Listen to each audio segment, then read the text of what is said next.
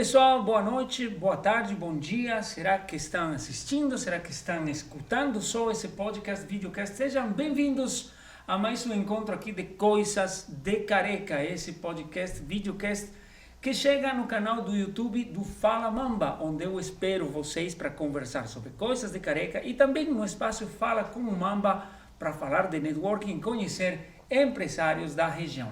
Estamos mais uma vez aqui no estúdio da Mamba Produtora Audiovisual, que está pronto, aguardando vocês que têm necessidade de gravar videoaulas, entrevistas, talvez criar um podcast, um videocast para sua empresa, para o seu conteúdo profissional.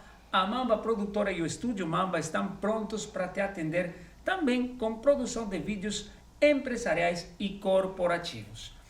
Quarto episódio do de Coisas de Careca aqui no Fala Mamba. E hoje estamos com dois amigos muito especiais. Eu quero dar as boas-vindas a Paulinha Nunes e o Guto, que estão com a gente aqui. Sejam bem-vindos. Muito obrigado pelo seu tempo. Paulinha, vamos começar conversando com você. Nos conta um pouquinho o que você faz no seu dia a dia. Primeiro eu quero agradecer, a oportunidade de estar aqui com você, conhecendo o Guto, o trabalho dele tão importante. Obrigado, por estar aqui. Bom, meu trabalho é de nutrição juntamente com a epigenética, um trabalho novo que eu tenho feito, que tem feito todo sentido na questão tanto nossa de saúde, como também de personalidade também, Não é só o que a gente come que influencia, mas sim também essa questão de modular os nossos genes, como também os nossos micro-organismos, Então, é um trabalho que ele vai... eu falo que até é um tratamento, não é uma dieta, Eu não vendo uma dieta, eu vendo uma mudança de um comportamento que faz todo sentido porque vai no foco do problema. Então, uma vez que a gente modula esse intestino, coloca esses micro-organismos em equilíbrio, que eles estão em desequilíbrio, a gente começa a ter mais saciedade, mais memória, mais performance e tudo, E tudo vai melhorar e vai colaborar para a saúde. E se a pessoa ainda tem uma doença autoimune ou mesmo uma obesidade, ele acaba perdendo, Não é o contrário, É a saúde que vai trazer o bem-estar físico para a pessoa. Muito legal, a gente é suspeito de falar, Porque você ajudou muito em casa e, bom, a gente recomenda muito sempre conversar contigo para entender esse mundo da alimentação. E junto com a gente também está o Guto que é um professor, que é um coordenador pedagógico de uma das escolas mais importantes da região, a Escola Prudente de Moraes. Guto, bem-vindo, muito obrigado por estar aqui com a gente. Eu que agradeço o convite, Carlos, muito bom participar desses eventos. É isso, eu tenho profissionalmente 15 anos dedicado só à educação, Eu nunca trabalhei em nenhuma outra área depois da minha formação. E grande parte desse tempo foi dentro da sala de aula. Eu sou professor de história, de sociologia também. E nos últimos anos também participando aí da gestão, com muito orgulho, do Colégio Prudente. Tive um momento também de empreendedor, na área de pré-vestibular, mas hoje muito feliz no contexto da coordenação. Assim. E um passarinho aí me contou que você também faz podcast.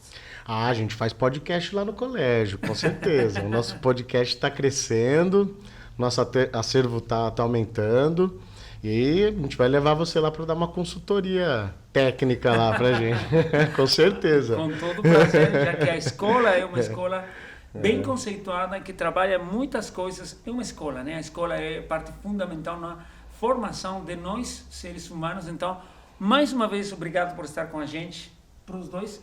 E vamos conversar sobre coisas de careca. Será que tem coisas de careca para falar? Vamos deixar o chapeuzinho de lado aí. A gente tem coisas interessantes para falar, tem pessoas interessantes que compartilham essa característica que eu tenho por opção minha. Por exemplo, o Henrique Fogaça, O Henrique Fogaça é um chefe conhecido aqui no Brasil, já fez parte do MasterChef e de muitas outras atividades. E eu trouxe ele porque, Paulinha, você não falou, mas você também é chefe, Sim. Como que é a vida de um chefe? Como que é esse desafio de entrar na cozinha e pegar a arte de cozinhar para dar prazer para os outros?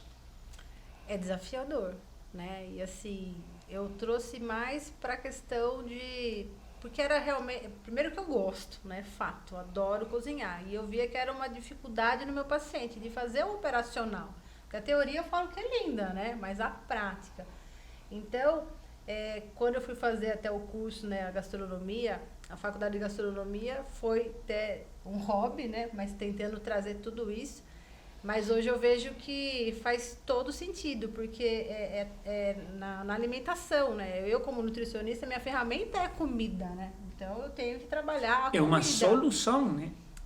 E é dali que vem, né, a nossa energia, todos os nossos nutrientes para poder formar o que a gente precisa. Então, você tem que ter muita criatividade, né, de pegar aquele alimento e saber combiná-lo, mas de uma forma também que seja, né, do dia a dia da pessoa, né, que não fuja muito. Mas é gostoso, né? Tem dado certo, todo mundo tem comido, né? E aí, Guto, você entraria no MasterChef? Olha, já agora eu vou trazer um elemento surpresa aqui, que você não contava com essa, mas cozinhar é o meu grande hobby. Olha só, então aqui acho que dá para A diferença é que a minha... Provavelmente é que a minha cozinha ela não tem nenhuma regra. Então, eu realmente quando eu cozinho, né? Eu não sou, obviamente não tenho nenhuma formação. Costumo dizer que a formação na cozinha foi minha mãe, que é uma cozinheira assim de ponta, né? E é realmente ela que é a minha grande influência, talvez a minha sogra, com certeza. Mas eu que cozinho em casa, isso a minha esposa fala isso com todo orgulho, né? Que ela não rela no fogão. E é verdade mesmo, todos os dias. E final de semana, aí não tem limite, né? Legal, né? É uma atividade que reúne a família com também. certeza, com certeza. Eu acho que essa... É cultural também, não é só questão de comer Exatamente. para matar fome, né? Exatamente. É todo social. Né? A gente sai para comer. Você vai na minha casa, eu vou oferecer comida, né? E homem, quando cozinha bem, viu? Não é? Em geral. Esse aqui é um exemplo também, com né? certeza, né? Sim. Com certeza. E é o que você falou da questão social e cultural, né? Porque, por exemplo, se eu convido alguém para jantar, para almoçar, é óbvio quando a pessoa chegar não vai ter nada pronto ainda. Porque o gostoso é o evento de cozinhar junto e, né, envolver as outras pessoas. E isso é o que faz realmente a convivência, né, familiar, entre os amigos. Então, é um prazer. Isso aí no processo seu de trabalho, é também parte, né? Você ensinar para o seu paciente como cozinhar, entender o que ele precisa, também faz parte da solução, né? Faz. Entra dentro do meu programa de trabalho, né? Porque muitas vezes a pessoa, às vezes ela até acha que ela não gosta de cozinhar porque ela não tem... muitas vezes ideias, criatividades. Então, na hora que você começa a mostrar para ela que o que a gente tem em casa mesmo, não precisa ser o super alimento, o próprio alimento. Porque você falou da sua mãe, né, que cozinha. Eles cozinham super bem, porque eles fazem comida de verdade, né? Exatamente. Nós que viemos de uma época de abrir latinha, caixinha, né? Então, com certeza, é uma alimentação que vai nutrir. Então, muitas vezes, com o que a gente tem em casa, a gente consegue fazer uma boa refeição, né? E apresentação. E a pessoa começa a ter gosto. E aí ela começa a realmente fazer, né? Isso que é importante, né? Então, faz sentido, sim, na saúde. E vamos falar agora de coisas de careca. Paulinha, comer influencia na calvície? Então, existe a genética, né? A gente fala em calvície, existe uma genética, fato, né? Existe também questão hormonal, outro fato, né? Então, eu creio, sinceramente, que a alimentação vai piorar essa parte, mas existe uma genética, né? Então, a gente sabe que hoje, que os genes que a gente herda, né, dos nossos pais, eles, na verdade, não é que é a nossa sentença de morte, né? Principalmente pensando, não em fenótipos, que é a nossa característica, pensando em doenças mesmo e patologias. Então, a gente consegue silenciar, não é porque meu pai teve câncer, eu vou ter câncer. Não, isso já é bem documentado, bem falado, porque não é porque ele tem, eu vou ter. Mas na característica fenótipa mesmo, de careca mesmo, vamos dizer assim, existe, né, uma tendência maior, mas dentro da sua má alimentação, não manejo de estresse, o controle ali do sono, se você não modula, vai favorecer mais cedo essa calvície, né? Porque a gente poderia... A calvície está aí. Vai chegar antes ou depois. Para alguém não chegou ainda, né? Aí está tirando vantagem. Né? Mas vai por aí, é interessante. E essas questões de calvície, tudo isso aí, como que é trabalhado na escola, por exemplo, Guto, de parte dos professores? Porque vamos combinar que menino careca, né? Menina careca com 13, 12 anos é difícil de achar. Mas professor careca, que tem que chegar lá e enfrentar aquela turma lá que está ávida de fazer piada do professor. Como que? São tabus, né? Porque, na verdade, você falou, né, dos professores justamente tirando, né, a questão dos alunos, porque não é uma tendência. Mas quando ocorre, é sempre muito dramático, né? Nas crianças ou nos adolescentes. Né? Tanto nos meninos quanto nas meninas, por exemplo, quando ocorre algum processo de estresse, né? A gente já viu queda de cabelo. Ou processos até de saúde, então, né? Exatamente. Então, realmente é sempre muito dramático. Né? Justamente porque a gente tem padrões, né, constituídos que acabam criando estereótipos ideais, né? E isso... Nessa idade, acaba se transformando em algo determinante, né? Tanto na produção da violência, né? da violência, né? Do tratamento, do bullying, das ofensas, quanto também, não é a minha área, né, da psicologia, mas, né, a gente convive e estuda, né, algumas questões, a questão da autoestima. Né? Então, né, o padrão que é imposto acaba atacando diretamente a autoestima de grande parte dos adolescentes, que obviamente não conseguem se encontrar dentro desse padrão. Então, é algo delicado dentro da escola e assim, é muito delicado porque a gente vive numa sociedade que culturalmente a gente tende a normalizar essa questão do xingamento ou do apelido, das características, a partir das características físicas ou alguma outra questão. Né? E quando isso é muito complexo, porque isso pode ocorrer dentro de algum grupo, que evidentemente, né, não gera nenhum tipo de trauma, nem de nenhum tipo de sofrimento, mas pode ocorrer e vai ocorrer fora desses grupos, que é onde realmente a gente identifica o bullying. Né? Então é uma linha. Né? A gente brinca lá no colégio, né? Tem os professores carecas, né? Eu não vou citar aqui, não vou ficar expondo aqui. Mas ele sabe. Mas ele sabe de quem eu tô falando, né? Ele sabe que eu tô falando dele. Mas é uma coisa que eu acho que assim, a questão da calvície no adulto, eu também não é minha especialidade, mas eu imagino, né? E aí o seu lugar de fala, né?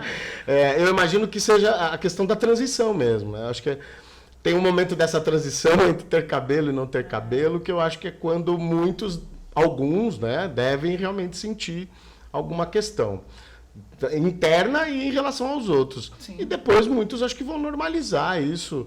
A maioria dos calvos que eu conheço lidam muito bem com essa situação, né? E brincam com a própria questão. Então eu acho que não chega a ser mais um tabu, assim, né? Uma coisa, né? Você trouxe um ponto muito importante, né, que é a questão da autoestima, né?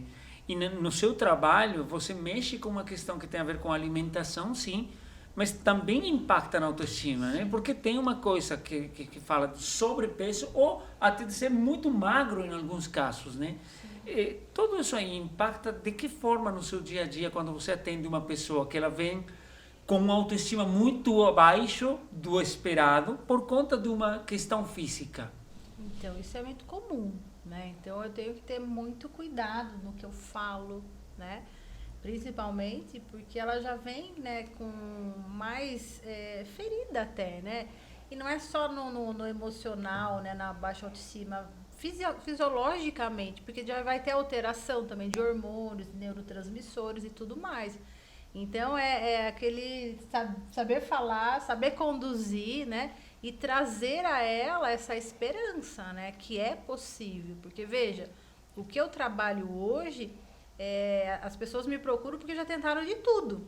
Só que tentaram de uma forma errada, né? Porque fazem muita restrição, não fazem, né, o que tem que ser feito. Acho que, né, Que primeiro que, né, acho que para perder peso tem que parar de comer muito. São pelo receitas contrário. prontas, às vezes socialmente atribuídas, né? Tem que parar de comer. Sim, E não é assim, né? Não, porque o alimento ele serve como matéria-prima para nos formar, né? Para realmente que todas as nossas funções fiquem trabalhando, né?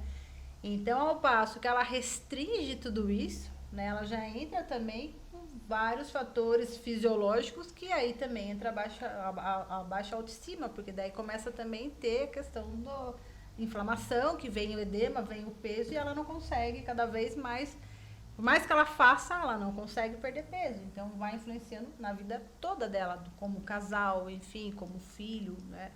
Então, a gente tem que trazer ela para a realidade e fazer com que ela consiga, né? Por isso que não dá para trabalhar aquela restrição, aquela mudança total. Ah, vamos então mudar tudo. Não, tem que pegar o que ela já consegue fazer, otimizar o que ela já faz de bom e ir avançando. Por isso de programa, de um tratamento, porque a gente vai avançando gradativamente e conforme ela vai conseguindo, ela vai melhorando e ela vai, né, tendo mais essa autoestima para avançar mais um pouco, né?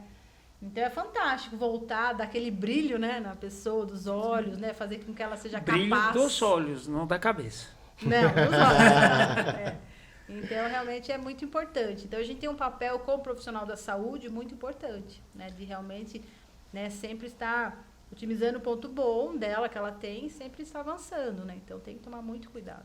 A gente estava conversando com o Guto de alguns aspectos que tem a ver com escola, né, com ninhos, com crianças, sobre principalmente que tem a ver com alimentação e como a má alimentação pode gerar alguns comportamentos diferentes na escola. Por exemplo, você já encontrou menino dormindo na sala porque ele não tomou um café bom? Essa não é uma cena incomum, né? As razões são muitas, né?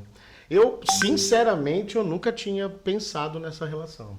Quando eu, né, de ver um aluno dormindo e pensar que talvez isso seja consequência de uma má alimentação. A primeira coisa que eu penso hoje em dia é que ele ficou de madrugada jogando videogame. Né? Mas pode ser que ele refletindo, tenha, eu imagino que sim. Porque né? pode ser que ele tenha ficado até a madrugada brincando, jogando videogame sim. e comendo alguma coisa fora do horário também, né? Sim. Como é essa questão desse tipo de comportamentos a partir da alimentação? Acontece? Sim, né? Talvez não seja a sua realidade porque é uma escola particular. Ali né? com certeza. Mas se fosse uma pública, com certeza isso seria a primeira questão de alimentação. Mas é muito comum. Eu atendo até crianças, adolescentes, que os pais, né, deixam a criança ficar na internet. E aí, à noite, dá aquela fome, porque entra a compulsão. Exatamente. E aí entra genes, né? A gente fala de FTO, MC4Rs, que são genes que vão ligar essa compulsão. Então, eles vão aí comer. Nesse comer, eles vão ativar toda a função de digestão. Então, eles não vão dormir. Independentemente daquilo que comam. Pior ainda do que come, porque Então. muito dos alimentos que eles vão comer não tem nutricionalmente, tem nada, tem só calorias vazias que vão deixar eles mais espertos ainda. Então não vão adormecer por conta do tipo de alimento, mas também porque eles vão estar trabalhando essa digestão que o sono não vai vir, né? E no dia seguinte, difícil eles vão ficar acordados. Sim, né? E aí não vai ter performance, não vai ter foco, memória, né? E vai interferir todo no rendimento escolar, né? Agora deixa eu tirar uma dúvida com você, Guto. Como professores, vocês se preparam, tem um estudo da matéria que você vai dar, mas também tem uma preparação psicológica para lidar com os jovens agora? Como que é essa questão? Eu acho que essa é a questão mais importante hoje, né? Tanto para entender eles como para vocês se posicionar. Claro. Né? Essa questão comportamental ela é fundamental hoje nos colégios. É uma coisa dinâmica que a gente tem que estar muito atento. Porque realmente a questão pedagógica, né, ela está muito ligada ao acervo do professor, à capacidade didática, mas isso é inerente ao trabalho dele, né? Eu acho que o que diferencia mesmo é o professor que consegue lidar com aquele coletivo, que é muito complexo, né? Então, tem uma questão geracional nisso que tem que ser trabalhado, que você imagina, né, um professor de 40, de 50, de 60, de 70 anos, trabalhando com um adolescente de 15, 16, 17 ou menos. Ele precisa São umas realidades muito diferentes. Ele precisa. Se ele não tiver no contexto pedagógico dele a empatia a esse momento, essa relação não vai existir. Porque se ele quiser, se ele tiver ali conduzindo o trabalho dele, a relação dele, a partir da sua idealização de aluno, daquilo que ele idealiza, daquilo que ele foi, daquilo que era do tempo dele, acabou. Né? Porque as coisas, é até um pouco clichê, mas elas mudaram, elas são diferentes, a forma como o aluno aprende, o acervo desse aluno é diferente. Eu estava conversando com um professor essa semana, professor Júnior, e ele estava me contando, ele estava falando sobre expressões populares, assim, né? Aí teve aquela a ficha caiu. E todos os alunos sabem o que isso significa. A ficha caiu, né? Eu entendi, né? Só que aí ele pergunta, você sabe por que a ficha caiu? E aí não teve ninguém soube responder. Né? Por uma questão muito simples, né? Eles não sabem o que é uma ficha de orelhão. Eles nunca, né? Eles não sabiam, olha só, eles não só não relacionaram com a questão da ficha, como eles não sabiam que o orelhão existia com a questão da ficha. Então, quer dizer, se o professor não entender essas diferenças, ele realmente tem uma brecha muito grande que tem que ser restrita, aí, né? Que tem que ser acortada, né? Porque senão... Tem uma questão que eu acho bem legal, que o Cortella fala, que ele diz assim, se você um dia, né, por exemplo, eu me lembro daquela banda One Direction, uma banda inglesa que surgiu, foi um sucesso global, e depois ela desmanchou. Né? E aí né, o público ficou desesperado, choraram, né? E o Cortella fala assim, se você como professor não conseguir entender a lágrima desse aluno chorando por essa banda, você não pode ser professor. Né? Porque aquilo talvez não faça... Claro que não faz sentido nenhum para você. Mas você tem que compreender qual é o sentimento, a causa daquele sentimento daquele aluno.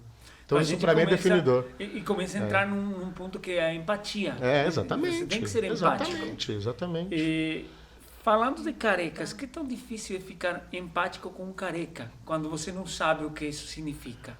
Será que você já viu um careca sofrendo por bullying, por enfrentar uma situação diferente? Um careca com sobrepeso? Será que o fato de ser careca faz com que a coisa seja mais difícil ainda? Olha, desculpe, você quer? Não, eu acho que depende da aceitação. Né? Se ele se aceita careca, ele não vai sofrer. O problema é ele com ele mesmo, né? Então... no meu ponto de vista, né? Eu acho que são dois lados, né? O que você falou, a questão da autoestima, da receptividade disso. Eu acho que do bom senso também, né? Das pessoas, né? É uma pressão social. É uma também, relação né? que você cria com determinada pessoa, com um amigo, e de repente, como a gente disse no começo, talvez isso vire uma temática que pode realmente ser engraçada, não superficialmente engraçada. Né? Porque se for superficialmente, aí já não serve. Né? Se não for uma brincadeira realmente dentro de um ambiente seguro, um ambiente de confiança, não tem como isso acontecer. Então, acho que é do bom senso. Né? Eu brinco com os carecas amigos meus, mas não brincaria com qualquer outra pessoa. Né? Na verdade, nunca nem tocaria nesse assunto. Né? Isso é uma coisa que eu acho que é importante a gente, dentro da sociedade que a gente vive hoje, compreender e sair um pouco dessa coisa do... Né? Isso é mimimi, é mimimi. Não, é a questão do respeito mesmo. Né? A característica física, eu acho que hoje tem que ser um segundo plano, né? Assim, nunca ser exaltada e, né? Tem aquela coisa, eu tenho uma coisa que eu não suporto, que é assim, algumas expressões muito assim, uma pessoa fez uma coisa errada, por exemplo, cometeu um crime. Aí tem uma frase, tem uma expressão que todo mundo já ouviu. Nossa, mas ela é tão bonita. Vocês já ouviram isso? Então. Isso é uma coisa que me incomoda. Eu falei, como assim? Que tem uma coisa a ver com a outra? Né? Então, entenda, é isso que eu acho que a gente tem que desenvolver. Né? Você tocou um ponto que a gente está tentando descobrir, nos anteriores programas já fiz essa pergunta, até agora ninguém conseguiu responder para mim. Vamos ver o que vocês acham. Primeiro, vocês concordam que nos filmes, principalmente os americanos, né, aqueles de Hollywood, todo vilão ou todo segurança é careca?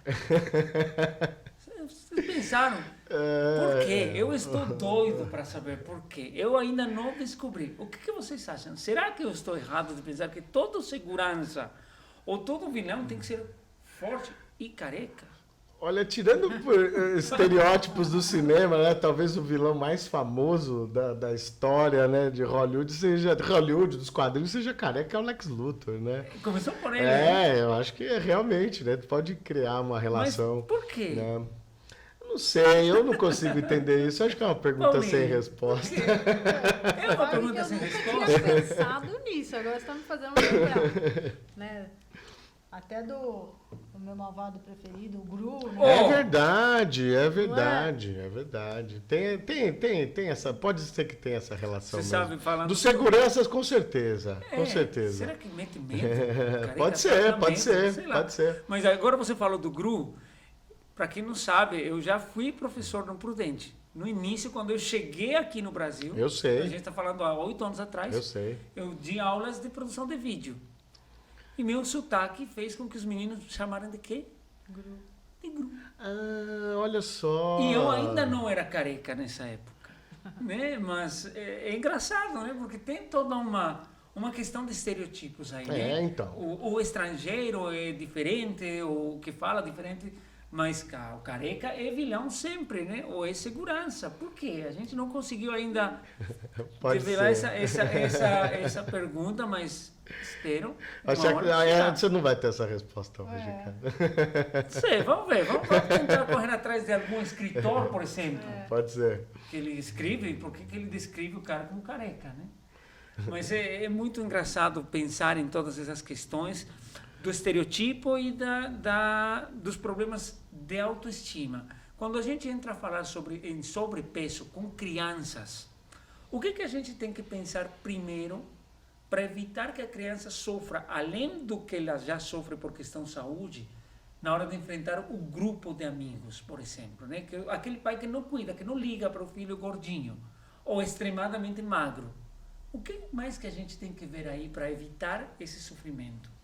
Então, é um ponto que você colocou em xeque, é os pais, né?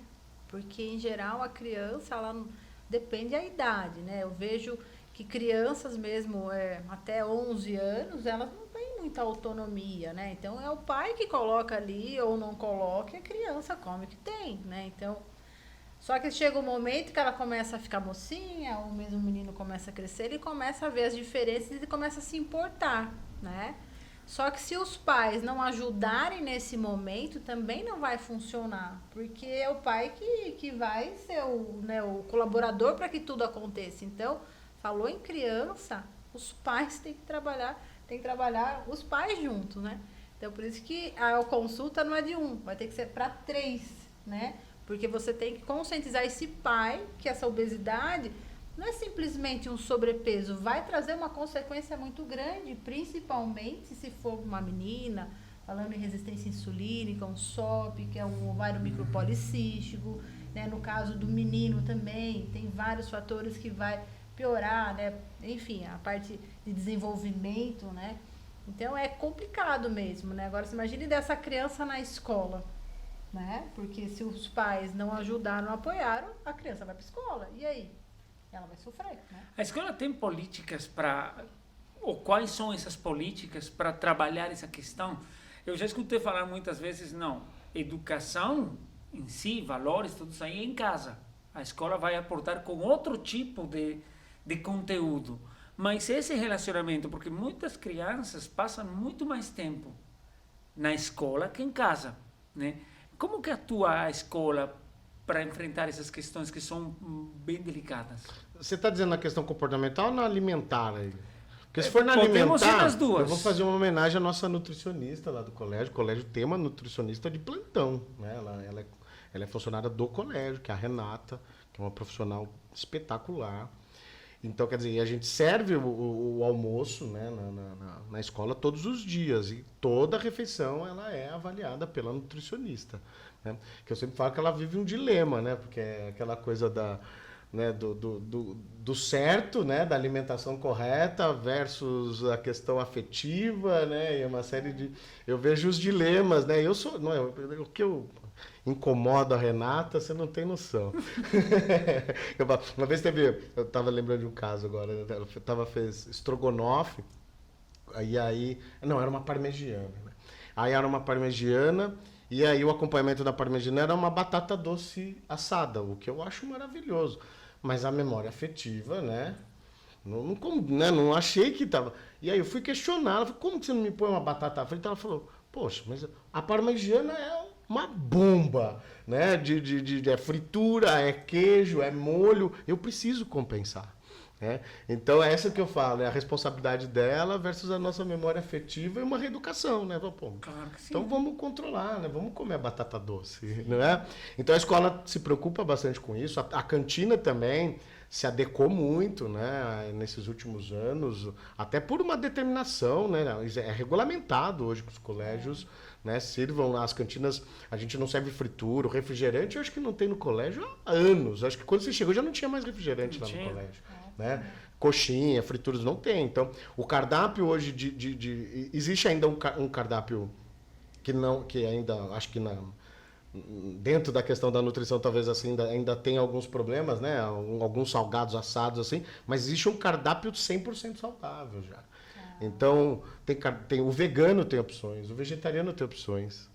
Né? Tem muita intolerância. Então, né? exatamente. Então isso é bem legal. Eu acho que essa é um trabalho que as escolas... Mas aí a gente volta num ponto que você já trouxe aqui, né? É uma realidade de uma escola... é uma bolha, não dá nem para... Exatamente, imagina, privada. Né? Não tem nem O que temos que fazer, então, para poder replicar isso em outros cenários? O que está faltando para isso? É questão mais... só do nível governamental, vamos falar assim, que criar políticas nessa questão, ou a questão dos professores, dos pais também entra em jogo, para exigir que essas situações, talvez não na mesma proporção, mas na medida do possível seja replicada em situação pública, por exemplo. Então, é bem complicado, porque veja, o nosso governo, ele também... ele beneficia, ele dá isenção fiscal para os produtores de alimentos que colocam açúcar nos alimentos. Tem coisa que não precisava ter açúcar, mas se você coloca açúcar, você vai ter um benefício fiscal. Então, isso já não é ruim, né? Eles falam também a questão do pão. O pão, quando a gente fala no pão, não é somente o glúten, que vai fazer uma disruptura ali nas nossas células do intestino. Não é somente isso. A nossa Anvisa, ela permite que haja até 50 gramas de toxicidade ali. Então, você imagine que um trigo, ou mesmo qualquer farinha, tá? Não estou falando de trigo. Qualquer farinha que ela vai passar pelo seu processo de moagem, que vai ficar no silo. Quando ele fica naquele silo, então, ali ela já pode ter uma contaminação de ácaros, de fungos, de bactérias. Então, tudo isso, na hora que entra em contato com o nosso intestino, vai promover uma alergia, um processo inflamatório ali. Mas ele permite. Então, 50 gramas é como se fosse o tamanho do nosso pão francês. E eles permitem isso. Né? Então, você já vê que desde o nosso governo, eles não incentivam muito essa questão. Né? Mas a questão de nós como pais, como professores, onde fica também nessa responsabilidade? No consumo excessivo também? De comprar esse tipo de produtos por talvez uma falta de informação? Sim, né? Porque eu acho que o consumo diário, ou mesmo essa questão de a gente não tem mais tempo, a gente acaba usando mais alimentos industrializados, o que é mais rápido, o que é mais fácil. E com isso a gente liga polimorfismos, com isso a gente não faz neurotransmissores da saciedade. Então é um vício, é um ciclo. Que a gente está cansado, porque a gente não tem mais energia, porque é o tipo de alimento que também vai te dar energia para você também conseguir chegar em casa e ter uma disposição depois do dia de trabalho, cuidar de filho, né, fazer lição com o filho e ainda ter que cozinhar. Eu acho que você tocou no ponto, a questão pública, né? Independente de qual governo seja, eu acho que a participação é essencial. Por várias razões. Né? Por exemplo, essa questão da regulamentação. Ela é uma regulamentação tanto para escolas públicas quanto para escolas particulares. É claro que as escolas particulares vão elevar, né, vamos dizer assim, a forma de organizar essa regulamentação, aplicar. Mas existem escolas públicas que também conseguem fazer isso, até porque possuem nutricionistas. As escolas públicas são muitas realidades, né? Tem Sim, escolas de verdade. todas, né? E essa é uma questão realmente... Então, eu acho que você tocou nesse ponto, né? A questão dos agrotóxicos, das tolerâncias em relação a alguns produtos. Então, eu acho que a regulamentação nesse contexto ela é muito importante. Até porque, quando a gente fala muito na questão da liberdade, das escolhas, se tratando de um país como o nosso, também é um discurso muito elitista, né? Vamos pensar assim, porque a gente está falando de um país faminto, né? Então, um país que muitas famílias, obviamente, não podem organizar o seu cardápio de forma, né, nutricionalmente dizendo assim, e elas vão comer aquilo que elas têm acesso. Então, se elas têm um açúcar de baixa qualidade, elas vão consumir um açúcar de baixa qualidade. Se a farinha de trigo, se a soja que ela consome é uma transgênica, sem regulamento, também. Então, aí vem o poder público, tem que estar sempre, né, de olhos abertos para essa questão dessa fiscalização, da tolerância. Né, eu não é minha especialidade, claro, mas assim, a quantidade de agrotóxicos realmente liberados no Brasil hoje é uma coisa assim absurda. E desnecessária, né? E isso cai assim, eu como leigo, né, mas como consumidor, é daquela coisa, né? Eu vou ter uma alimentação saudável de legumes e frutas, né? E de repente, como leigo, estou dizendo, de repente você pode estar consumindo produtos contaminados, né? Não, está. Está, né? Então, eu estou falando aqui, vamos produzir produtos, então só consome orgânicos, né? Quem pode, né? Mas hoje não tem muita diferença no preço. A questão é o seguinte, né? Muitas das pessoas também que eu atendo, mesmo eu, não consumo tudo orgânico. Né? Até por conta que o orgânico já é mais difícil um acesso, né? Porque tem toda uma sazonalidade. Mas o fato é que eu tenho que ter a saúde para eu conseguir, então, detoxicar todas essas, né, essas toxinas que eu tenho. Perfeito. É por isso que... então você tem só consumo um alimento convencional, que até ficou convencional o nome, né? O orgânico que é diferente, né? Então, se eu só consumo alimento, não vou consumir mais o alimento convencional por conta de agrotóxicos? Não, mesmo assim eu vou consumir, porque ainda ali eu encontro vitaminas, minerais, vai ter agrotóxicos? Vai. Mas aí a minha saúde tem que estar boa para conseguir fazer toda essa detoxicação acontecer. Fato. Por isso que tem que caminhar junto. Saúde, porque a todo momento. O simples fato do celular já tem contaminantes, então a gente tem contaminante todo momento, certo, né? Então, por isso dá saúde para conseguir fazer toda essa eliminação acontecer. É interessante, porque tem muita coisa que vai acontecendo no redor a partir de políticas, a partir de regras que vêm, mas também tem uma parte cultural muito forte, né? Uma coisa que chama muito a minha atenção é que aqui no Brasil todo dia é arroz com feijão. Sim. A gente na Bolívia não come desse jeito. E essa questão cultural também pode implicar em que as pessoas comam algumas coisas que não estão dentro do que elas deveriam por uma questão de saúde, né? Como influencia a questão cultural quando a gente tem que falar de mudanças nas pessoas? Eu como arroz e feijão todo dia, mas não deveria. Como que isso influencia? Qual é a briga aí, por exemplo?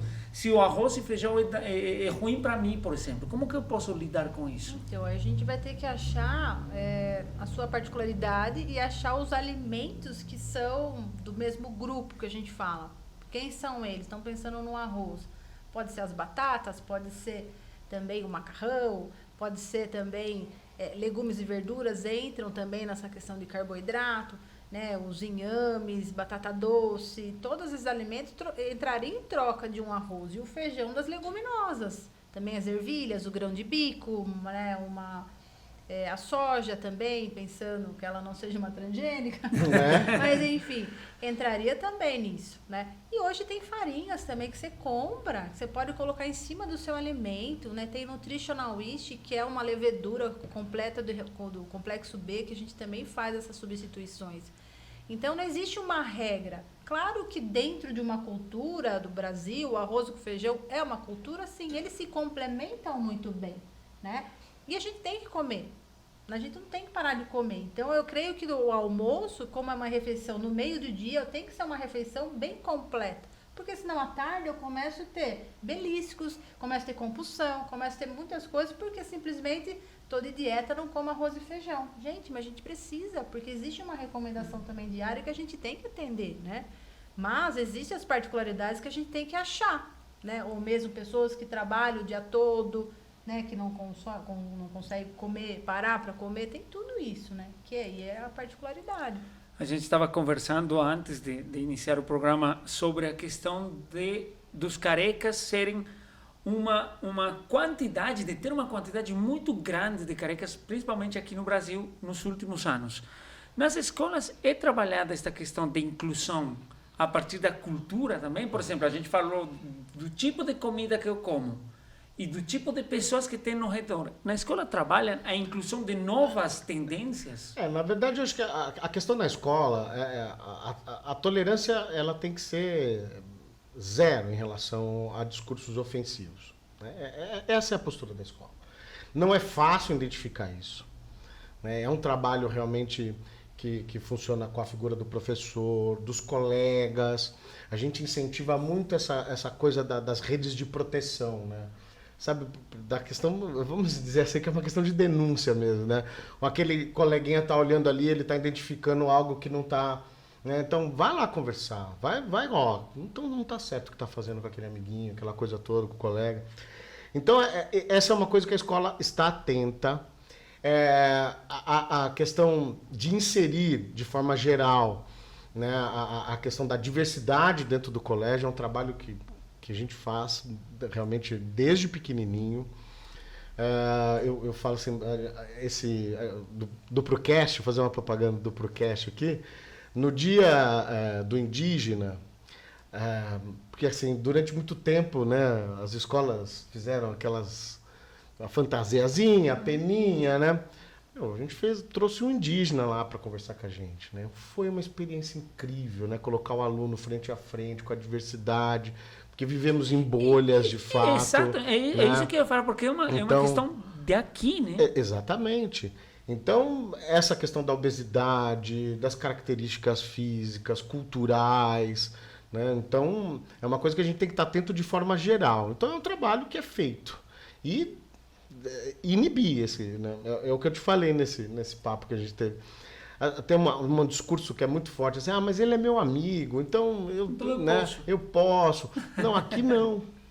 Né? Aqui na escola é um ambiente que você não pode praticar esse tipo de coisa. Até porque a linha entre ele fazer isso com um amigo e com aquele que não é amigo, ou com um aluno mais isolado, isso vai ter impactos diferentes. Então, nem com amigo, né? A questão e aí é muito da importante ofensa. reflexar mesmo, né? isso refletir isso Exatamente, em casa. Né? Então. Porque se em casa não é feito... Então, aí é que tá. Aí entram as particularidades de cada família, como isso funciona, né? Como que você normaliza determinados discursos. É muito complexo. O contexto social é complexo, né? Não existe uma regra. Né? Mas eu acho que a palavra a gente já repetiu aqui algumas vezes e vamos repetir de novo. Empatia. Sempre se colocar no lugar do outro e tentar compreender como aquilo vai ser recepcionado. Eu acho que essa é a grande questão. Semana passada, o programa anterior, a gente tinha um humorista aqui. E a gente conversava sobre como o humor poderia ser uma forma de enfrentar os problemas. Vocês concordam com isso aí? Fazer piada de si mesmo ou aceitar com bom humor a questão que você tem? É interessante. Como que vocês enxergam essa questão? Então, aí depende o quê, né? Depende. Acho que depende. Porque na questão mesmo da obesidade, o que eu vejo é que muitas vezes as pessoas já se aceitou porque, na verdade, ela tentou de tudo, fez tudo errado. Então, o próprio cérebro dela começa a ir contra ela. Não tente mais nada, porque você já fez, não deu certo, se aceite, né? Aí as pessoas começam o discurso, mas eu sou uma gordinha que tenho saúde, pode ver meus exames, né? Então, parece que ela mesma está querendo afirmar para ela se aceitar. Mas será que se ela fizesse um tratamento mesmo legal, fosse certo, será que ela também não faria? Uhum. Né? Pensando no contexto que eu trabalho, né, de obesidade. Agora, no geral, né, depende do que ela vai ter que aceitar. Né? A questão do humor, para mim, claro que o humor pode fazer bem, né? Mas eu entendo que essa coisa do humor sem limite, eu confesso para você que é algo que me incomoda demais. Né? É algo que me assusta. Mas em outros tempos a gente podia fazer... Tudo bem. Né? Era Em outros tempos, o professor pegava uma régua e dava na cabeça, na mão do aluno. Não é uma coisa que a gente aceita hoje. Quem que aceitaria uma coisa dessa? Você está entendendo? Em outros tempos, muitas coisas aconteceram. Então, quer dizer, a gente precisa refletir sobre discursos dentro. Então, o humor sem limite, para mim, é muito perigoso, né? Ao mesmo tempo que entendo que sim, pode ser uma ferramenta. E como né? qualquer ferramenta, depende como você exatamente, utiliza. Onde, exatamente, como, com quem. exatamente. Né? Porque na escola tem aqueles... Sempre tem o piadista, né? Não, sim, sempre tem aquele né? que vai chegar fazendo alguma piada, mas tem que tomar tem que ter um limite. E é o começo da nossa conversa, né? Qual é o limite disso? De que forma eu me relaciono com as pessoas? Como que eu seleciono aquilo que eu vou... Né? Da forma que eu vou me comunicar... E aí entra a questão da empatia, da relação, se é próxima, se não é, né? Se ela, né? E a gente estava falando em vários momentos sobre autoestima, sobre questões de bullying, sobre condições de cada um. E eu trago aqui vantagens de ser careca. Vocês concordam com essa vantagem aí? Com certeza. Será que é uma vantagem não ter ataques de caspa? Sensacional, com certeza é uma grande vantagem. Com certeza. Com certeza. Uma característica como essa, a caspa, tem a ver com alimentação? Prejudica, né? Toda alimentação, quando a gente tem esses alimentos que vão promover mais inflamação, ele piora toda e qualquer condição, né? Então, com certeza, né? Mesmo o estresse também vai piorar tudo isso. Então, e qual o nível de problema na escola que isso gera? Olha...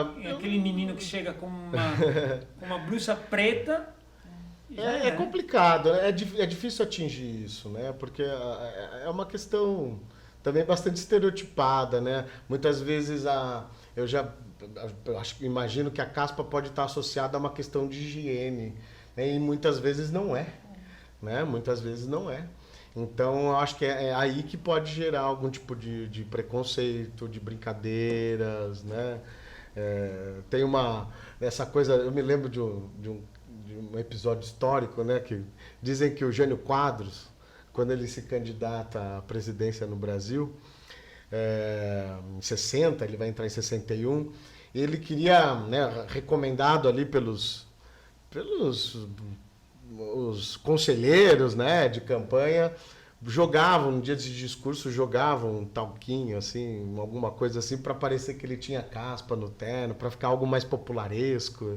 Né? É uma coisa para vocês verem que interessante. É uma questão até estereotipada de novo, né? Mas então vocês concordam? Eu posso ficar tranquilo. Essa resposta é mais fácil que a outra. Eu já fiquei com uma aqui que não foi confirmada por especialistas que estavam nessa mesma, que era que o careca pode ter uma poupança interessante. Por exemplo, cabeleireiro. Só que eu fiquei perdido quando falei de shampoo, viu? Eu achei que eu ia ter uma poupança em shampoo, mas mentira. Uma tricologista veio aqui e falou que eu preciso usar shampoo. Precisa usar shampoo. Porque o shampoo não é para o cabelo, né?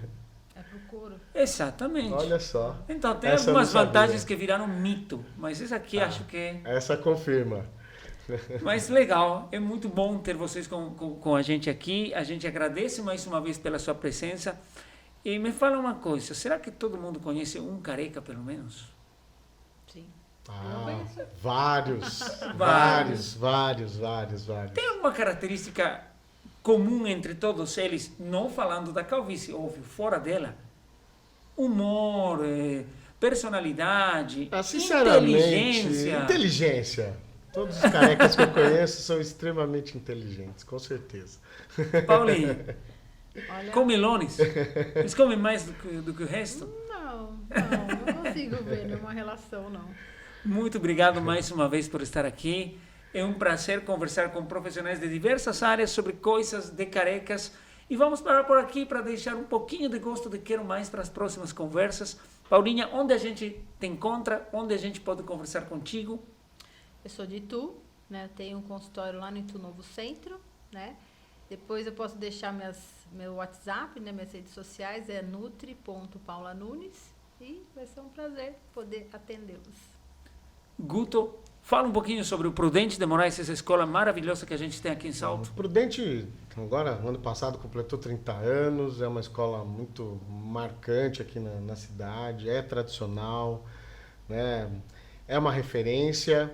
E a gente está lá na Avenida dos Trabalhadores, de portas abertas. Quem quiser conhecer nosso trabalho em várias áreas, em todos os segmentos. O Prudente hoje, o próximo passo só se for a faculdade, porque a gente está do berçário Nossa, até, a pessoa já chega lá, nasceu e vai até pra... o vestibular, né?